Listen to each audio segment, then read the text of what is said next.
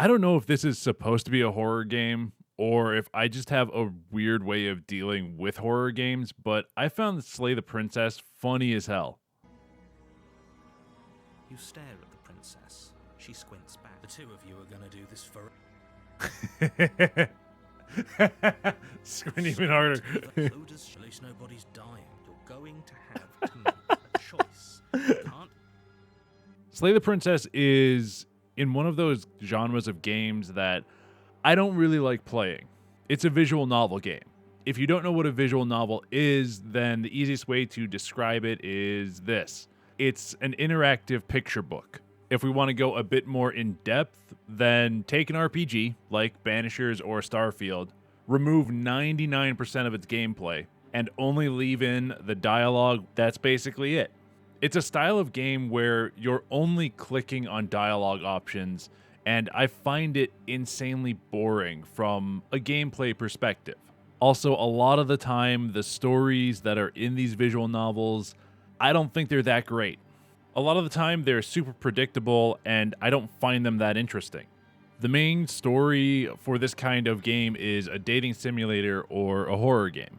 Slay the Princess falls more towards the horror aspect of the genre.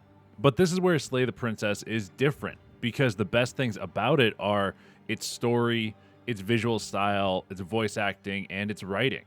Going into playing Slay the Princess, you need to know that gameplay is non-existent unless you count clicking options as gameplay. But I think that those other factors make up for its lack of interesting gameplay. Slay the Princess visual style is fascinating. They went for a hand-drawn pencil sketchbook style, and I think it really helps out the game. It gives the princess this creepy kind of unfinished vibe and just adds to the horror feeling of the game really well. There's not much to say about it other than I do really like this style. But I think the best thing that Slay the Princess does is how they do their story. I don't want to get into too much because of spoilers, since it is a visual novel and it is a very story-heavy game. But the overview of Slay the Princess is just that. And in the basement of that cabin is a princess. You're here to slay her. If you don't, it will be the end of the world. It's as simple as that, and also a lot more complicated. The complications come in from the story's main feature. It's a time loop multiverse game. You either kill her or free her once, then you restart to the same starting point.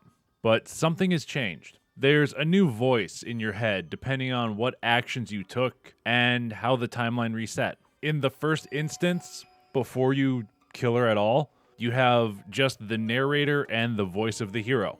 Basically, your Jiminy Cricket or your conscience. But then after the first loop, another voice joins in depending on what options you chose in the first one. And then you do the whole thing over again. Once you get through like all of that, you meet this entity who has possessed the princess and you talk with them a little bit. Then you reset to the first original loop and go through it again. You do this a few times to get a different version of the princess. After like 5 loops or so, you get an extra chapter, and that's the end of the game. And each successive loop that you go through before getting to that extra chapter builds up to one of the game's multiple endings that depend on which versions of the princess you chose. I think that's how it's working, but I am not entirely sure. And with the way the different versions of the princess are written, along with the different voices, keeps this story like really interesting and really fresh every time you go through it. And I think it was because of the writing of the second loop that I was laughing so hard. I think the second loop is the best part of Slay the Princess. And the best part of Slay the Princess's writing isn't the princess at all, but the voices that accompany you throughout the loops. The back and forth between different voices and the narrator is just, it's fun and it's entertaining. Each of the voices is basically a different archetype. So you have something like the voice of the Smitten, which is your traditional kind of bard / hero character from like fairy tales, you know, fell in love at first sight, must rescue her, must free her, you know, that kind of voice. Yes, he didn't approve of us last time, did he? If we're going to save our beloved, we'll have to be sneaky about it. Our beloved?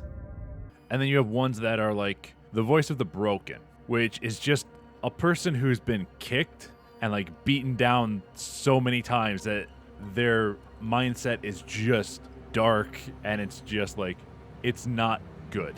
It's like, if we go in there, we're just gonna get our ass kicked again. That's the kind of voice it is. I'll put a clip of it here. Harder than you think to keep secrets from me. What does it matter what he knows?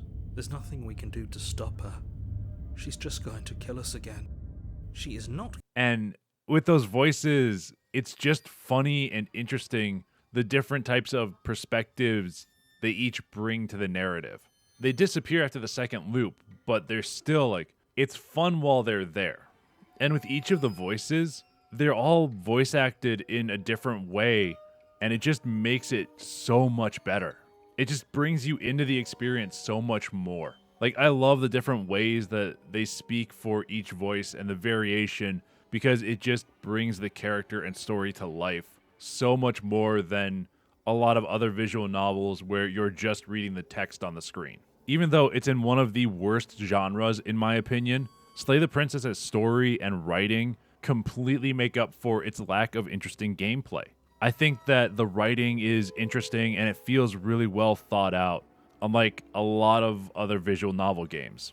Even with the game's complete lack of mechanics, its story and writing are enough to carry you through for a couple of playthroughs to figure out the different endings at least.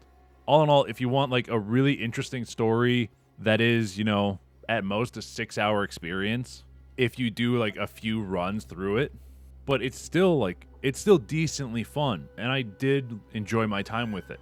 And all in all, I would recommend giving Slay the Princess a try. And that's all I got to say about Slay the Princess. If you liked the video or found it slightly informative or slightly interesting, please give the video a like, maybe hit subscribe, maybe turn on that notify bell. So you're going to call it now, notify bell. And also have a royal day.